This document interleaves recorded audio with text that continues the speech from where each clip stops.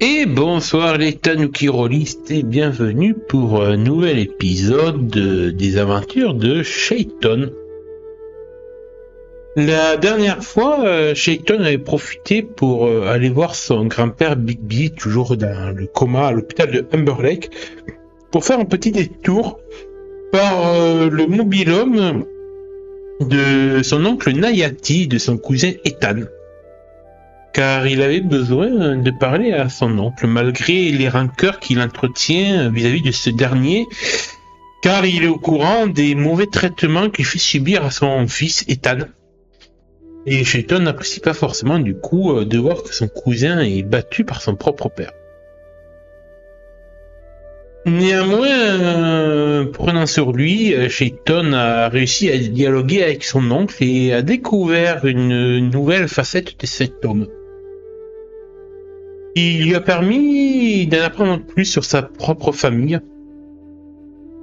et notamment sur ce que son oncle Nayati a appelé des Manitou. Des Manitou, si Shayton a bien compris, seraient des créatures issues de la marche des rêves, des cauchemars, des sortes de cauchemars qui pourraient prendre forme, que par exemple certaines mythologies, même par exemple les catholiques, appellent des démons, et qui seraient capables de prendre possession des êtres humains ou de les y influencer. Et cela proviendrait en fait depuis l'époque des procès des sorcières de Blackwater, qui a eu lieu au même moment que ceux de Salem. Mais là où est la différence avec Salem, où c'était le bûcher et le feu qui punissaient les soi-disant sorcières, à Blackwater, en fait, on jetait les malheureuses accusées de sorcellerie dans l'eau pour les noyer, au niveau des chutes d'eau qui donnent leur nom à la ville. Et ça serait sûrement à partir de ce jour-là, en fait, que ça a créé une sorte de...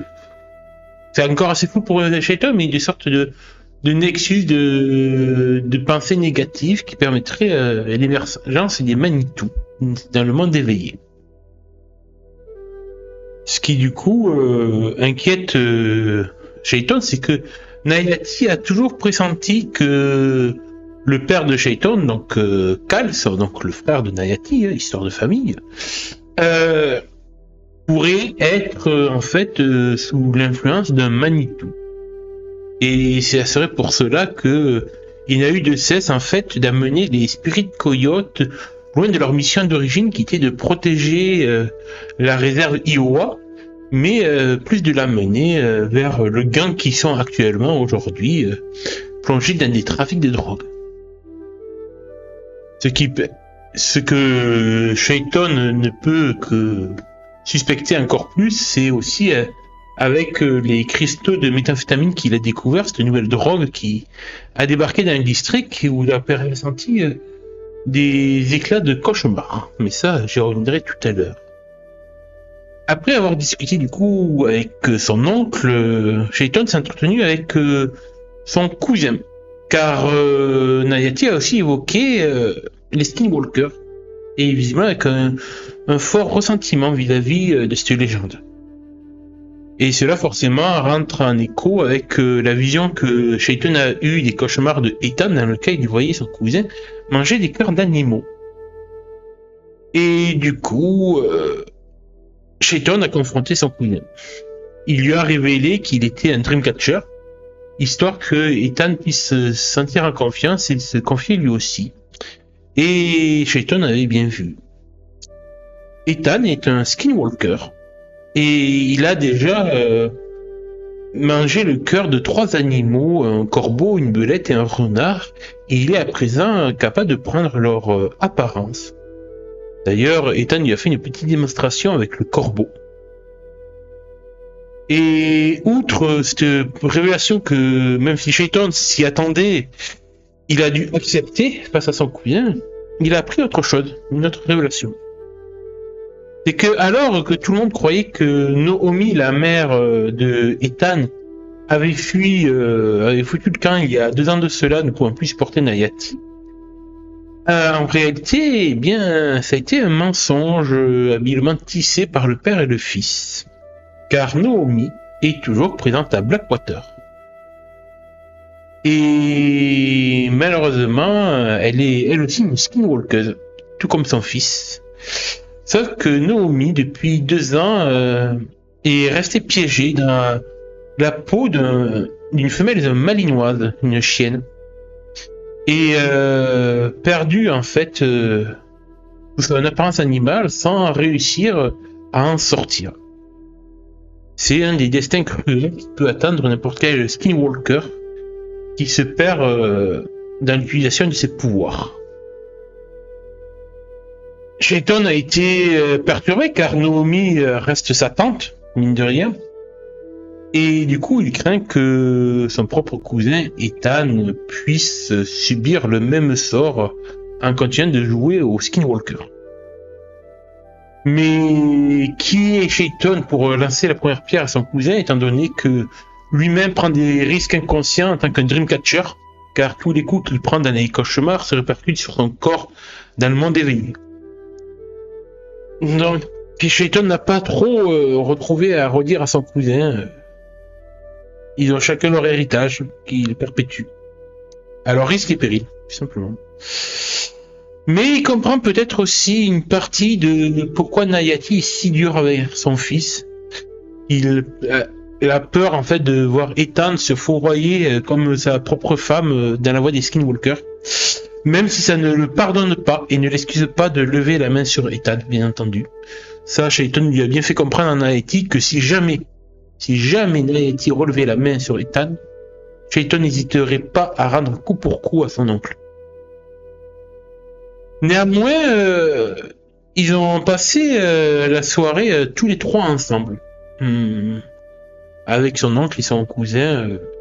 Et une assez bonne soirée où justement peut-être que de s'être confiés les uns aux autres a permis de faire retomber un peu la pression, la tension qu'il y avait dans la famille. Ils ont partagé un assez bon moment.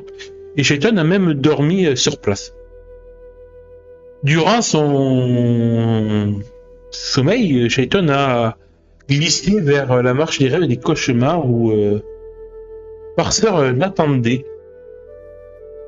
Et Shayton lui a montré le cristaux de méthamphétamine que Farceur a reniflé. Et il lui a dit que, en effet, ce cristal contenait des fragments de cauchemar. Ce qui rajoute de la dangerosité de cette chose. Alors, il me semble que c'était dans cette séance ou dans la semaine celle d'avant. Néanmoins, voilà, ça a été un épisode assez riche en émotions entre Shayton, son cousin et son oncle. Une très belle séance, assez longue, certes, mais je pense importante pour mieux apprendre en fait les secrets que cachaient Nayati et Ethan. Et sur ce, nous allons reprendre l'histoire de Shayton alors qu'il commence une nouvelle semaine.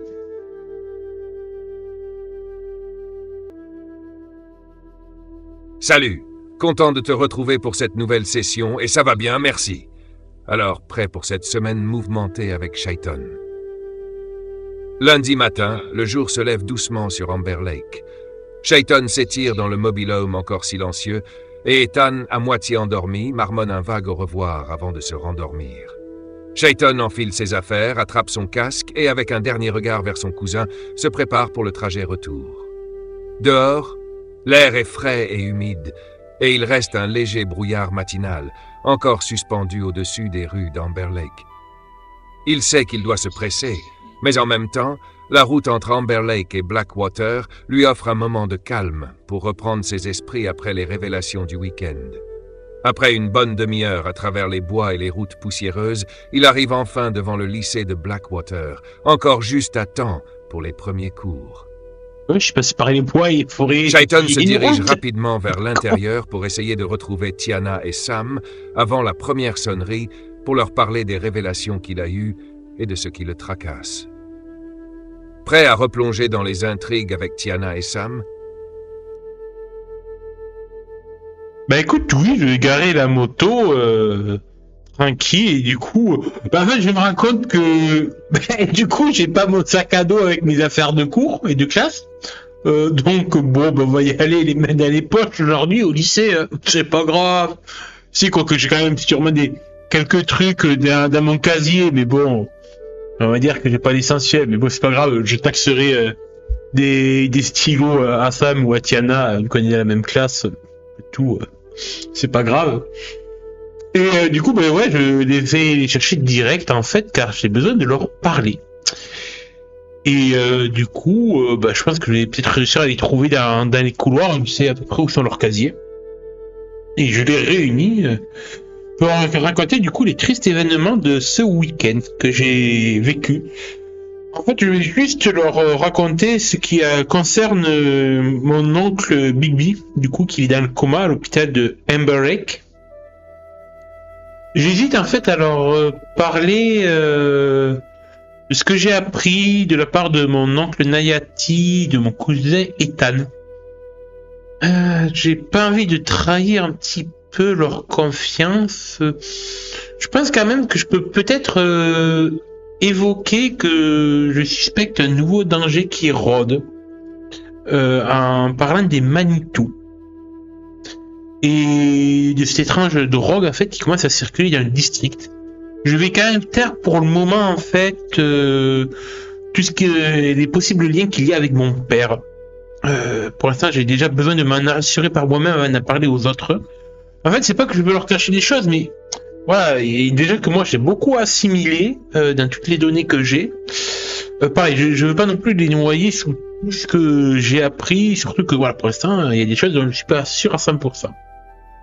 Donc voilà, j'essaie de leur faire au moins le topo sur ça. Du coup, j'attends de voir comment ils réagissent.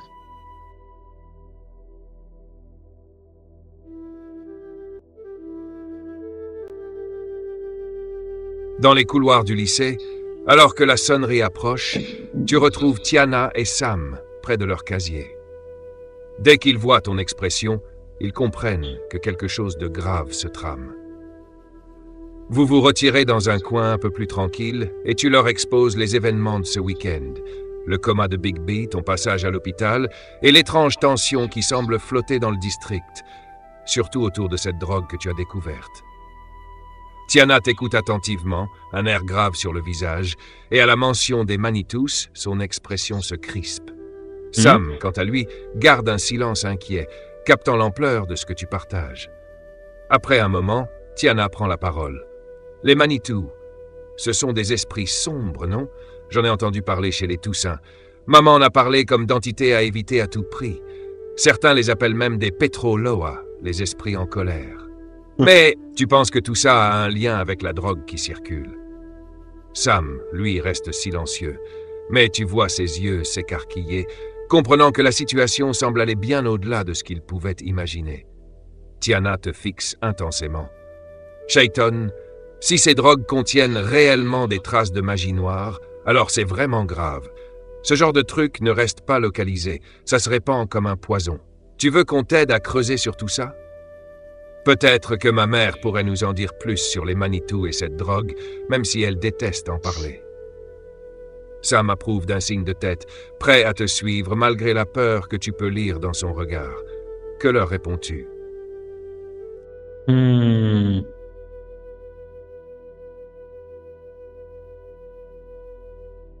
Pas mal d'avoir lié les Pétrolois au Manitou, maître du jeu, je trouve ça l'idée excellente.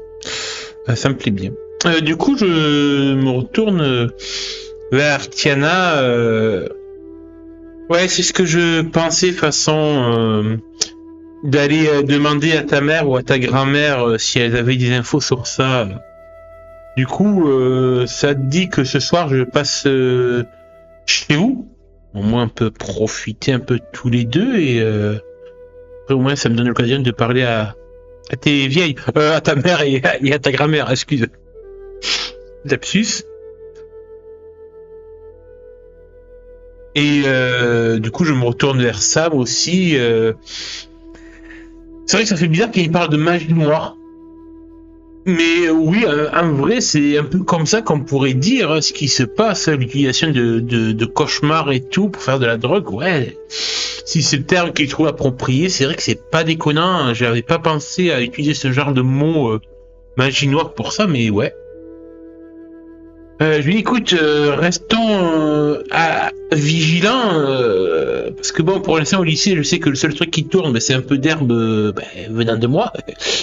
Mais à voir si vous voyez que ça commence à apparaître à Blackwater, peut-être au niveau du skatepark et tout. Je sais pas si, vu que tu as certains collègues qui consomment aussi, Sam, vu que je commence un peu à leur vendre un peu d'herbe, voilà, restez vigilants sur ça, que ça débarque pas par chez nous, quoi. Mais sinon, je vois pas ce qu'on peut faire plus.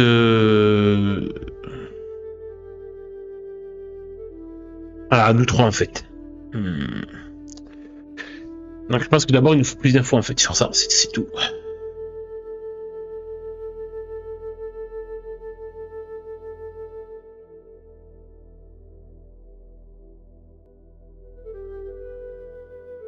Tiana te sourit légèrement à ta suggestion de passer la soirée chez elle, bien que son regard reste sérieux face aux enjeux.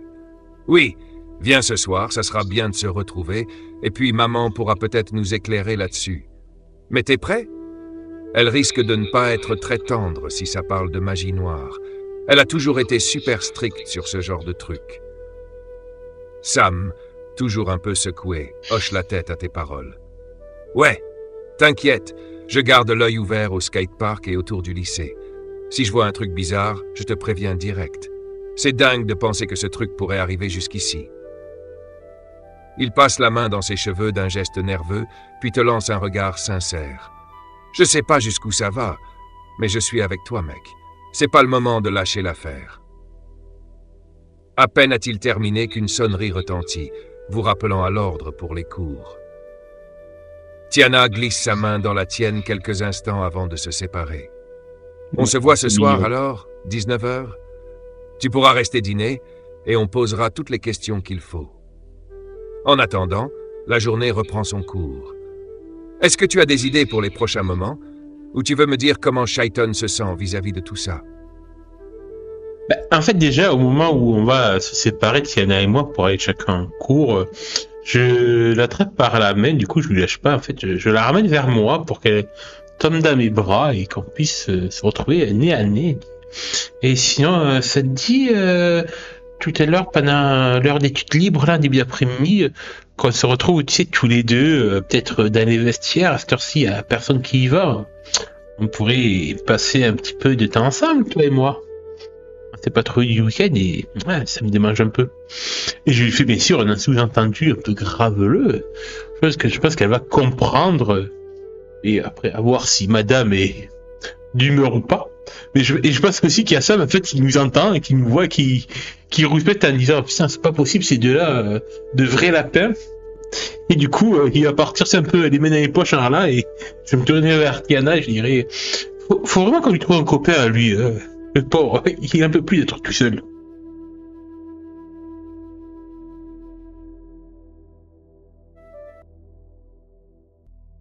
Tiana laisse échapper un petit rire en t'écoutant et laisse volontiers ses bras se refermer autour de toi.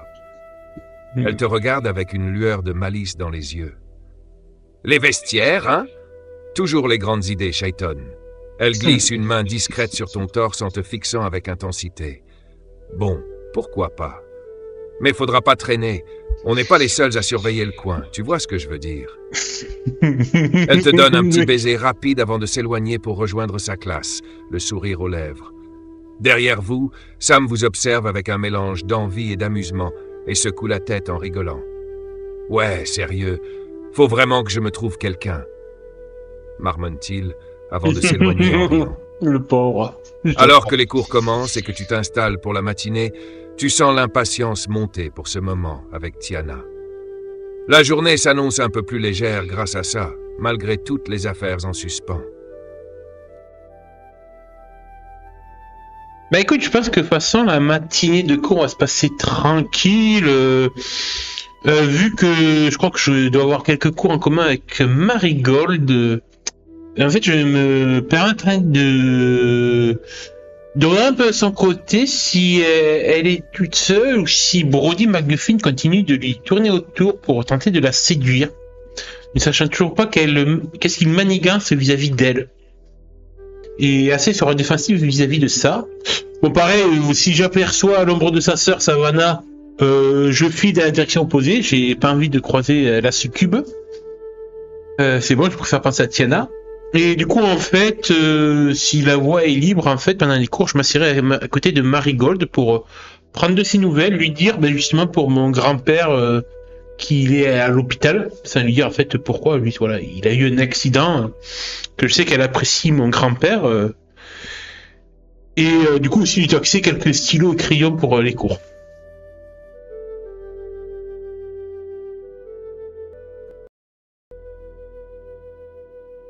Marigold est en effet seule ce matin en cours. Elle te fait un sourire doux en te voyant t'asseoir à côté d'elle, reconnaissante de ta compagnie. Quand tu lui expliques pour Bigby, son sourire se fane un peu et elle pose une main légère sur ton bras, visiblement touchée. « Oh, je suis désolé, Chayton. J'espère qu'il va s'en sortir. Il est tellement important pour la communauté et pour toi. » Elle te regarde, sincèrement concernée, et ajoute « Si tu veux qu'on passe le voir ensemble un de ces jours, ça me ferait plaisir. » Elle fouille ensuite dans sa trousse et sort un crayon, un stylo et même une gomme qu'elle dépose devant toi avec un sourire amusé. « J'ai de quoi te dépanner pour aujourd'hui, si tu veux. » En cours de route, tu aperçois Brody passer devant la classe, jetant un rapide coup d'œil à l'intérieur. Il remarque ta présence aux côtés de Marigold et te fixe d'un regard intense avant de continuer son chemin. Marigold lève les yeux, à peine troublé, et murmure « Ignore-le. Il passe son temps à rôder depuis un moment, comme s'il voulait m'observer sans vraiment oser m'approcher. » Savannah, quant à elle, semble s'être fait discrète ce matin. Peut-être elle aussi préoccupée ou ailleurs, ce qui te permet de passer un moment tranquille avec Marigold. Quand je croise le regard de Brody qui passe devant la classe, je lui fais un grand sourire de toutes mes dents. Genre, en fait, j'essaie d'imiter le sourire de farceur, mon guide spirituel, pour lui montrer, oui, je suis là. Avec, voilà, rien que pour le faire chier, en fait, j'adore ça. Ah, ça me donne un petit coup d'adrénaline, là. Et du coup, en fait, quand je vois que Marigold en parle un petit peu de l'ignorer, qui passe son temps à rôder depuis un moment près d'elle, je lui dis « Ah ouais, il a l'air à fond sur toi, ce crétin. Moi, je sais pas, après peut-être que toi tu l'apprécies bien. Ça te dirait, toi, avec lui, là ?»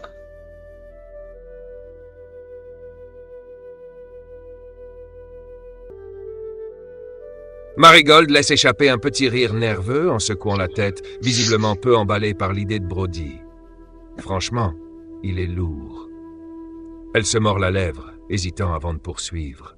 Il tourne autour de moi, comme s'il voulait me dire quelque chose d'important.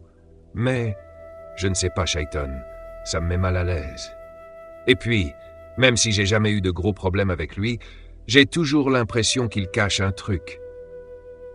Elle te regarde dans les yeux, cherchant un peu de soutien. Je t'avoue que je préfère largement discuter avec toi. On se comprend bien, toi et moi. Tu sais comment c'est ici, et je sais que je peux te faire confiance. Elle s'arrête un instant, touchée par l'émotion de ce qu'elle vient de dire, puis ajoute « En tout cas, si jamais il continue, j'aimerais bien que tu sois dans le coin, au cas où. » Elle semble soulagée de t'avoir confié ses inquiétudes. Ça me rassure quand même qu'elle soit pas sous le charme complet de Brody, qu'au contraire, elle a l'air de s'en méfier plus qu'autre chose. Du coup, je suis soulagé de savoir que, visiblement, elle arrive à résister à son charme d'incube. Peut-être que l'attrape-rêve protecteur que je lui ai fait fonctionne. Ouais, il me semble que je lui ai déjà fait, il me semble que je dise pas de bêtises. Mais voilà, en tout cas, je lui avais fait, ouais. Excusez-moi, j'ai manque de souvenirs. Mais ouais, néanmoins, je suis quand même content de voir qu'elle ne s'en soucie pas plus que ça. Et par contre, quand elle me dit qu'elle préfère quand même être avec moi, du moins discuter avec moi, ça me fait un peu rougir parce que, ouais, ça reste Marigold, ça a été ma première toute petite amie, mais c'est pas si vieux que ça. Donc là, on est amis d'enfance, je connais depuis qu'on a 5 ans, donc forcément j'ai un gros affect vis-à-vis d'elle. Et de voir qu'elle a encore visiblement de l'émotion pour moi, bah, ça me met à l'aise parce que moi, bah, j'ai tourné la page, je suis avec Tiana maintenant. Et en fait, j'ai peur que ce soit pas le cas de Marigold.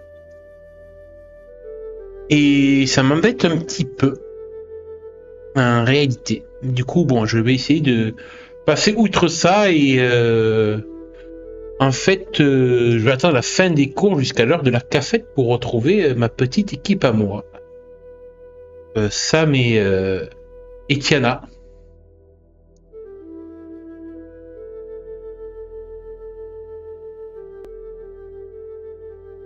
La matinée s'écoule sans encombre, même si l'échange avec Marigold te laisse une drôle d'impression, un mélange de nostalgie et de légère culpabilité. À la pause déjeuner, en chemin vers la cafétéria, tu retrouves rapidement Tiana et Sam. Ils sont installés à une table près de la fenêtre, visiblement plongés dans une discussion animée. Sam te fait un signe pour que tu les rejoignes, l'air malicieux. « Hey, Shaiton, on disait justement que t'as l'air plus dans ton élément avec les cours de sport qu'avec ceux de littérature. Oh, un petit con. » Tiana sourit et ajoute. C'est sérieux. Et moi, je lui expliquais que c'est surtout dans les rêves que tu te perds. Alors, comment s'est passée ta matinée? Des nouvelles de Marigold? En t'installant, tu sens qu'il y a une atmosphère détendue autour de la table, même si l'ombre de Brody et des récents événements plane toujours légèrement dans ton esprit. Ben, je suis quand même content de voir qu'ils se permettent de me lancer des petites filles, des petites piques, et des petites vannes. J'adore ça, en fait, c'est ça qui fait, je trouve, le sel de notre amitié. Et bon, je trouve que c'est gratuit que... Oui, bon, je sais que je suis un cancre et que la littérature et moi, ça fait 2, mais bon, quand même, merde. Ah. Et quand Tiana sort que je suis sur... C'est surtout dans mes rêves que je me perds, je me rapprocherai d'elle, de Nertaka, je dirais « Oh non, non, c'est plus dans ton regard que je me perds et sur tes courbes. » Illuminata a une petite main sur les hanches. Je vais faire comprendre le message. Et du coup, je pense qu'on ira à la cafétéria, qu'on passera dans la file pour prendre nos plateaux et tout. Bah, d'ailleurs, dis-moi un peu ce qu'on mange ce matin à la cafétéria, s'il te plaît. Et du coup, alors qu'on mange et tout... je leur donnerai une nouvelle de Marigold, du coup, qu'en effet, pour l'instant, Brody n'a rien tenté contre elle, donc ça me rassure. Et du coup, je pense qu'on va passer comme ça le repas de midi tranquille, jusqu'à ce que je pense que je ferai comprendre à Tiana de se dépêcher de finir son plateau pour qu'on aille tous les deux dans notre petit rencard au vestiaire pour un moment intime, laissant Sam manger seul avec Jade. Je pense que Jade sera là aussi. Donc, je te laisse me décrire un peu la scène, s'il te plaît.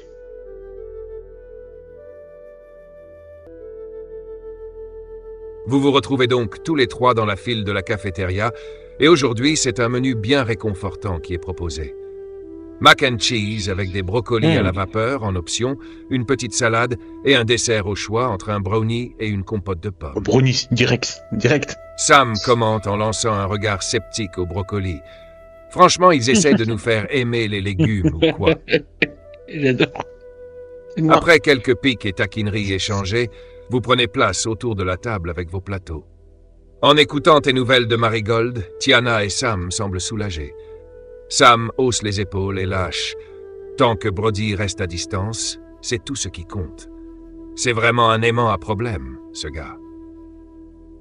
Tiana acquiesce, l'air pensif, mais elle te lance un regard complice, ravie de te voir détendu. Alors que vous vous dirigez tous vers les bacs pour poser vos plateaux une fois le repas terminé, tu fais un clin d'œil discret à Tiana pour lui rappeler votre rendez-vous. Elle te sourit et vous prenez tous deux la direction des vestiaires pendant que Sam et Jade vous laissent partir en riant doucement de vos cachotteries. Les couloirs sont relativement calmes et en entrant dans les vestiaires, tu retrouves ce léger frisson d'adrénaline. Tiana te suit et une fois la porte fermée, elle se rapproche de toi avec ce sourire malicieux que tu connais bien. Il n'y a que vous deux et pour quelques minutes, le reste du monde semble n'avoir plus d'importance. Ben écoute, on va passer un petit moment intime, elle et moi. On a commencé à déjà bien découvrir un peu nos corps mutuels, donc petit à petit, on va un peu plus loin dans notre relation et dans nos expériences, avec une envie commune de découvrir de nouveaux horizons, de tester nos limites. Mais on mettra un petit voile pudique sur cela, car je sais, Charia, que tu as une petite âme sensible par rapport à moi, et je respecte cela. Mais du coup, voilà, après cet échange langoureux et charnel ce qui prendra comme temps, hein, on va pas se gêner, on a 1 heure devant nous, donc on en profite. Et du coup, quand on a fini notre petite affaire en se rhabillant, il me vient une idée. Ah, dis-moi, chérie. Ah ouais, je lui dis chérie parce que je lui dis je t'aime, mais c'est vrai qu'on n'a pas eu trop l'occasion d'en reparler. Et du coup, je pense qu'en fait, je commençais à lui donner des petits surnoms affectifs pour voir comment elle réagit à chérie. Et du coup, en fait, j'en viens à mon idée. Je lui propose en fait si elle serait d'accord pour mercredi soir qu'on se fasse une soirée au ciné entre amis. Bon, ben, elle et moi, forcément. Pourquoi pas aussi inviter Jade et Sam. Et en fait, j'ai une idée derrière la tête que je lui soumets. En fait, j'aimerais bien inviter aussi Max.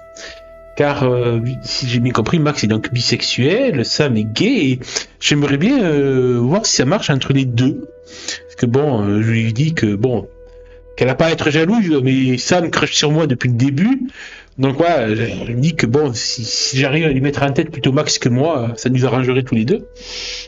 Et peut-être aussi, pourquoi pas inviter Marigold aussi, si ça la gêne pas de voir mon ex avec nous. Au moins, ça me permet d'être sûr que Brody n'est pas là sur son dos. Donc du coup, je résume, à la soirée ciné, il y aurait donc Sam, Jade, Max, Marigold, Tiana et moi. Donc est-ce qu'elle est d'accord pour ce plan?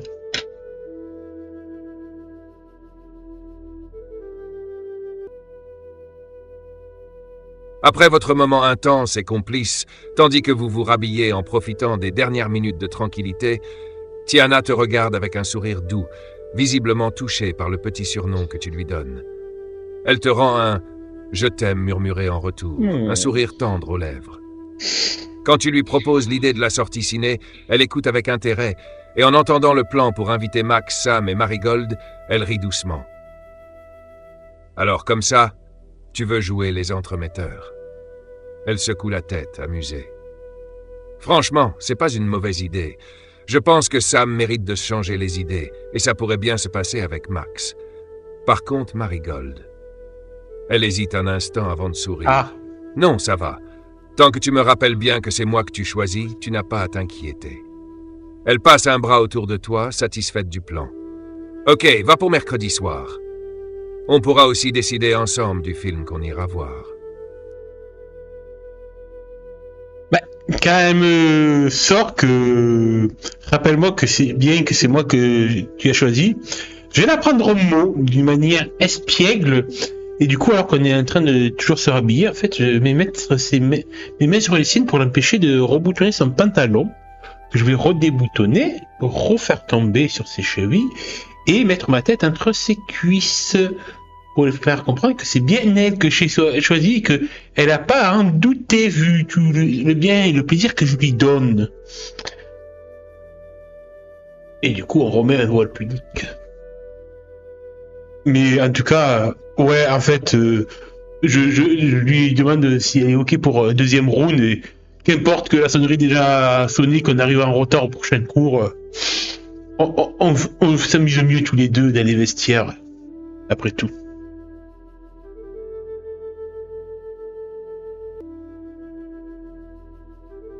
Tiana, un peu surprise par ton audace, laisse échapper un rire étouffé, amusée par ta manière espiègle de la rassurer. Elle glisse ses mains dans tes cheveux, à moitié sérieuse, à moitié en train de savourer l'instant, et elle murmure « Mais quelle rebelle !» Elle semble complètement sous le charme, et après un moment partagé à savourer ce rapprochement, elle finit par sourire, à moitié amusée, à moitié résignée à l'idée d'arriver en retard. La cloche résonne, mais elle te chuchote. Eh bien, tant pis pour le cours. On aura au moins profité d'un moment rien que pour nous. Elle te tire finalement vers elle pour un dernier baiser avant de s'habiller, en s'assurant que tout est en ordre avant de quitter le vestiaire avec toi. Super. J'ai quoi comme cours sinon après ça, moi, parce qu'il faut que je passe au cours. Note de jeu. Le planning scolaire de Shayton. Études libres. Ah, bah ça va. Le lundi, on peut s'amuser dans les vestiaires de 13h15 jusqu'à 15h15. Ça va. Tranquille, la vie. Ok, c'est bon à savoir.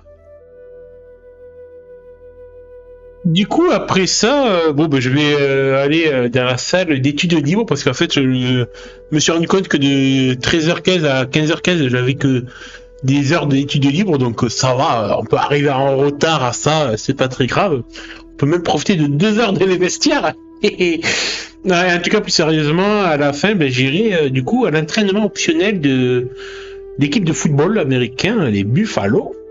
Car vu que la semaine dernière j'ai un peu levé le pied à cause de mon problème d'épaule, là maintenant que ça va mieux et que samedi qui arrive on a un match à domicile contre les Raptors de Creed Rapid, j'ai besoin de me remettre en forme et de retourner sur le terrain pour récupérer du coup je vais rejoindre Max dans les vestiaires de l'équipe et du coup je vais lui proposer le ciné à lui aussi.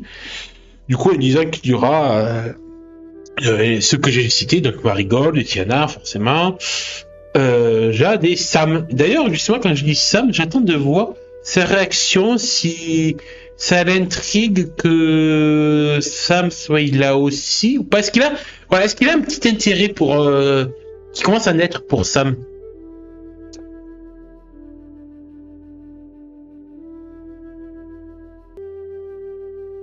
Max, tout en enfilant son équipement pour l'entraînement, te jette un regard curieux lorsque tu mentionnes Sam dans la liste des invités.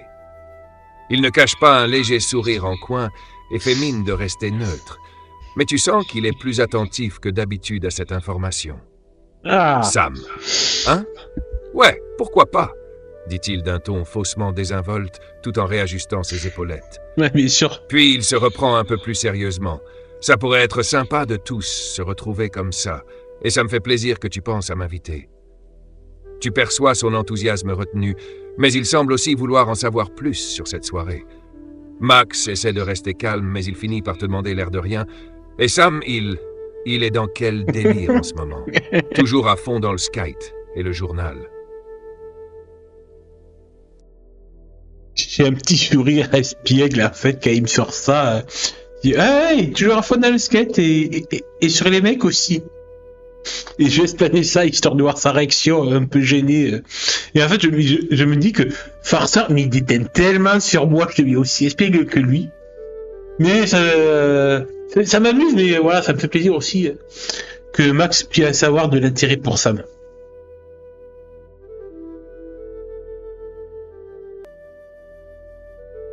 Max rougit légèrement en entendant ta remarque sur les goûts de Sam et te jette un regard mi-amusé, mi-embarrassé. « Oh, vraiment? C'est intéressant, » dit-il en essayant de garder son calme, même si un sourire trahit son intérêt. Il se passe la main dans les cheveux, visiblement pris au dépourvu, mais il finit par te lancer un regard complice. Bon, peut-être que cette soirée va être plus sympa que prévu, alors. Puis il se reprend en ajoutant avec un clin d'œil « T'essaies de jouer les entremetteurs maintenant? Faudra que je fasse gaffe. » Son expression révèle à la fois un mélange d'excitation et de nervosité, comme s'il se rendait compte qu'il pourrait bien apprécier plus qu'il ne pensait cette soirée en ta compagnie et celle de Sam. Je rigole un petit peu quand il me demande si je veux jouer les entremetteurs, parce qu'en fait, c'est tellement ça, mais je fais un petit haussement des épaules, genre « Oh non, du tout. Ouais, je me dis juste que vous avez l'air de vous plaire l'un l'autre, c'est tout. Tu sais, moi, oh là. Puis moi, je peux pas me permettre de jouer des cupidins entre deux garçons, voyons. Je connais que dalle dans vos histoires. » Et je dis ça en rigolant pour essayer de noyer le poisson. Puis du coup, je pense qu'en fait, on se rendra en rigolant sur le terrain pour l'entraînement et Bah, décris-nous un petit peu comment se passe l'entraînement de manière rapide, histoire de finir l'après-midi au lycée.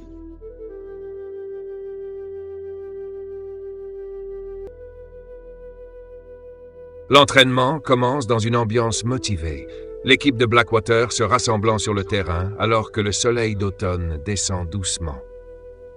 Coach O'Reilly, solide et énergique, mène les échauffements en maintenant un rythme soutenu.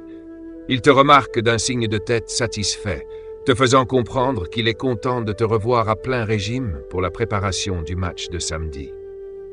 Dans la ligne des joueurs, tu retrouves Max, et dès les premiers exercices, vous échangez des regards complices. L'entraînement progresse rapidement, avec Brody McGuffin en capitaine, qui motive les gars à donner leur maximum. Lors des duels d'agilité et de plaquage, tu te retrouves face à Brody à un moment donné. Sa force est indéniable, mais tu réussis à lui tenir tête, poussant l'un et l'autre dans des mouvements intenses. L'épaule tient bon, et malgré quelques chocs, tu sens que tu reprends vraiment le rythme.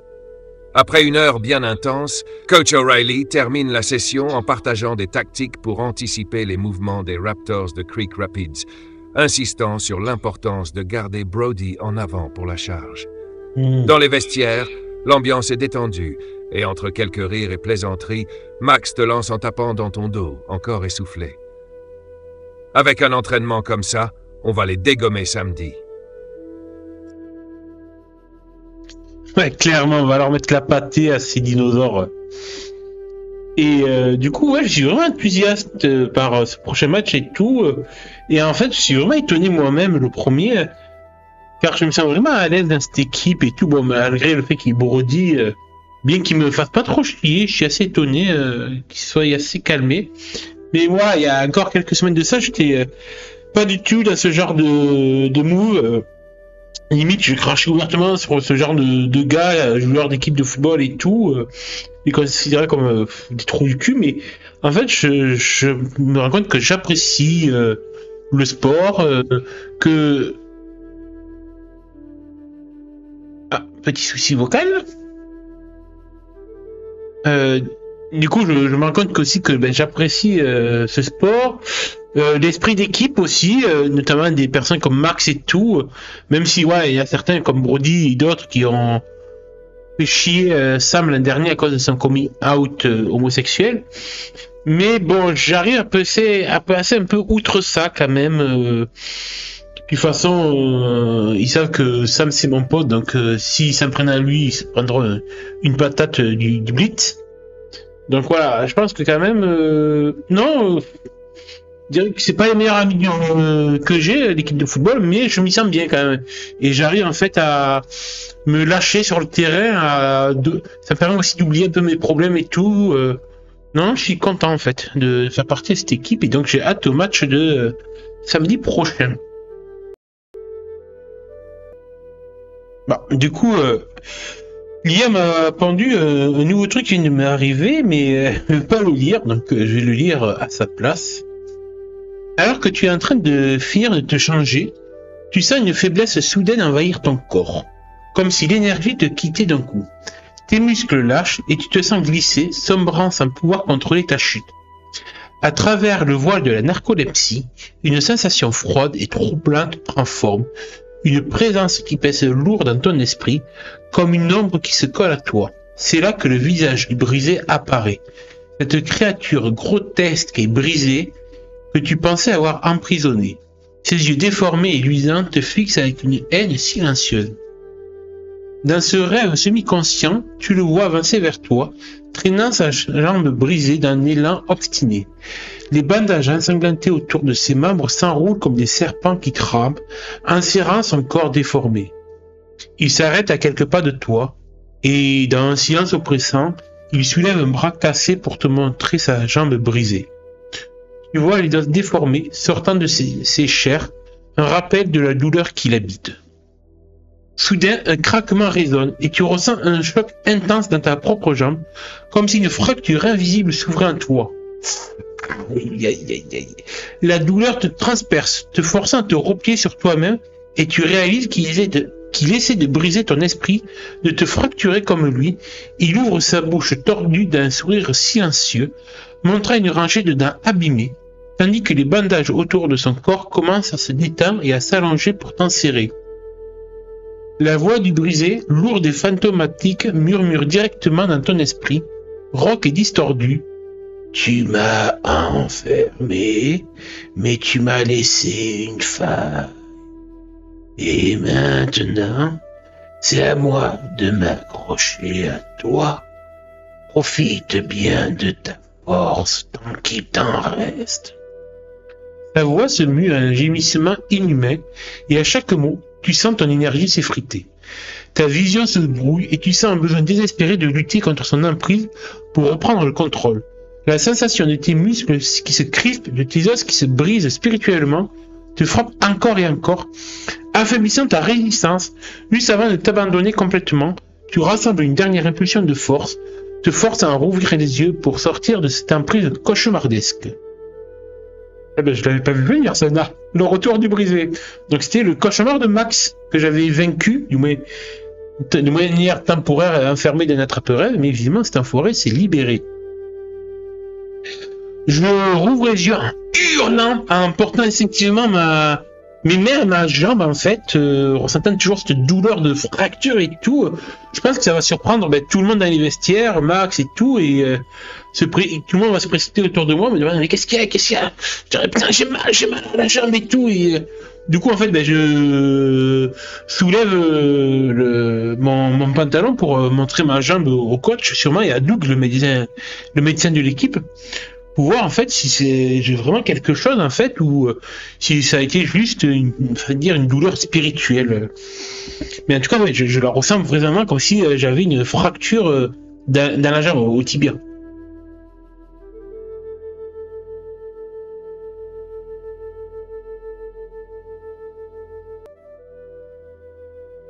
Tu soulèves ton pantalon et Doug, le médecin de l'équipe, s'accroupit immédiatement pour examiner ta jambe. Il palpe doucement le long de ton tibia, son expression changeant entre le scepticisme et la concentration. Après un instant, il relève la tête vers toi, un regard intrigué. « Chaiton, je ne sens aucune fracture, aucun gonflement, et aucune des réactions qu'on devrait voir si c'était cassé. » Il semble réfléchir un instant, puis il ajoute « Est-ce que tu as fait un mauvais mouvement, ou peut-être un choc plus tôt? Parfois, des douleurs fantômes peuvent surgir d'un effort ou même du stress. » Autour de toi, Max et les autres joueurs te regardent, inquiets. Max s'approche, posant une main réconfortante sur ton épaule. « Hé, t'es sûr que ça va? On dirait que tu as vu un... » Il hésite, sans finir sa phrase, sentant bien que quelque chose de plus profond se cache derrière cette douleur. Doug, en te voyant pâle et en sueur, te propose « Peut-être que tu devrais t'allonger et te reposer un moment. » Ce genre de douleur intense peut surprendre, mais ça ne signifie pas forcément que quelque chose est brisé. On peut surveiller ça de près. Le coach O'Reilly s'approche également, bras croisés, l'air soucieux.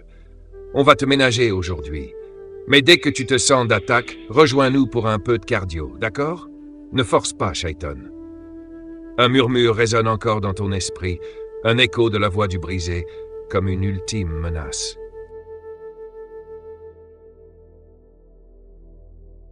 J'essaye de rassurer Duke et le coach, je dis non mais ça va, vous inquiétez pas, je pense que c'était juste une grosse crampe, vous savez, avec mes petits soucis de narcolepsie, et puis voilà, vu que ça faisait un moment que je m'étais pas remis à l'entraînement, je pense que là cette session ça m'a un peu tiré sur les muscles et tout, donc mais ça va aller, vous inquiétez pas. Quoi, j'essaye un peu de rassurer tout le monde et tout. Et du coup, je vais finir de me changer, me rhabiller pour rentrer à la maison après l'entraînement. Et je me dis que je suis pas dans la merde en fait si le brisé commence à sortir de son attrape-rêve. Il a bien, à mon avis, il doit être bien remonté contre moi. Et visiblement, il préfère s'en prendre à moi, se venger, plutôt que de se retourner à hanter les cauchemars de Max. Donc déjà ça me rassure. part qu'il s'attaque à moi, qu'il ait moyen de me défendre contre lui plutôt que ça reprenne un max. Mais forcément, cet enfoiré de brisé, il choisit juste la semaine où j'ai un nouveau match pour venir me faire la misère. Donc je me dis que j'ai déjà pas mal de choses. Voilà une nouvelle encore qui se rajoute. J'en ai marre en fait que la liste des trucs à faire se rallonge de jour en jour. Et bon, je me dis que là, ce soir, de toute façon, je vais chez les Poussins. Je vais passer un bon moment avec Tiana. On va quand même parler de choses sérieuses aussi avec sa mère et sa grand-mère. Justement, je pense que vu que j'ai plus grand-père qui est en état là pour me conseiller contre le brisé, je vais demander en fait à Adina et Désiré si elles peuvent m'aider en fait à combattre le brisé. Et en plus, de m'en apprendre plus sur les Manitou et les Pétrolois. Mais cela, cher maître du jeu, je pense qu'on pourra le voir lors d'une prochaine séance, car ça reste d'y avoir beaucoup d'infos avec les différents PNJ, donc à voir ça pour une séance entièrement dédiée à ça. Qu'en penses-tu?